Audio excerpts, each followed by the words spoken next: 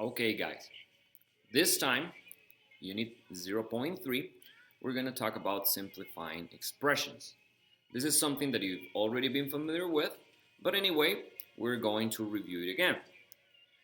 One important thing that we need to take into account whenever we talk about simplifying expressions is something we call like terms.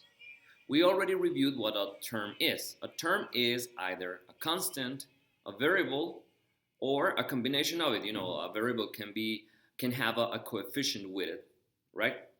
So whenever we want to simplify an algebraic expression, and this is one of the main aspects and the main objectives of algebra, is that we want to show mathematical expressions in the simplest way possible.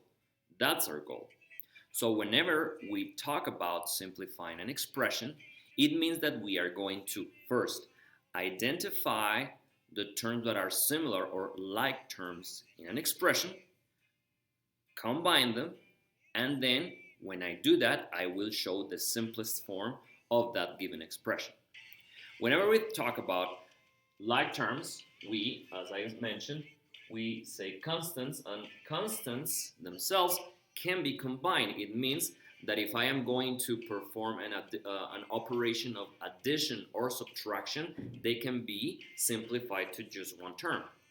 Same thing happens with variables. In this case, I'm showing you these three terms right here.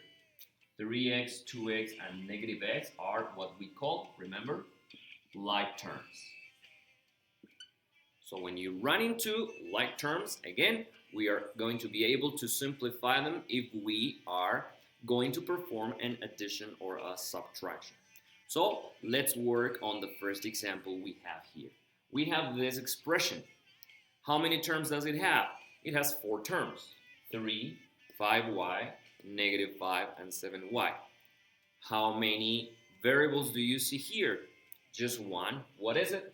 W. Sorry, y. What are the coefficients? The coefficients are, in this case, 5 and in this case, 7. So, how do we identify the like terms? It's really simple.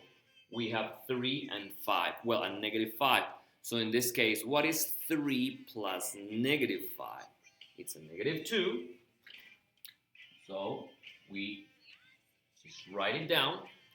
And then let's take a look at the other part of it. We have 5y's and 7y's. We're putting them together. Just think about this as if you were using any, try to think about any item you like. You can think about fruits. You can think about any other items, whatever you like. So you know that you're talking about like this.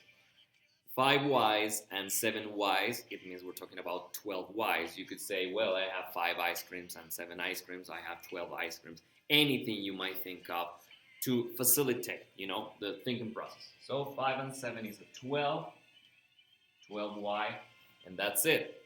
Usually, you can keep it like that. That's totally fine.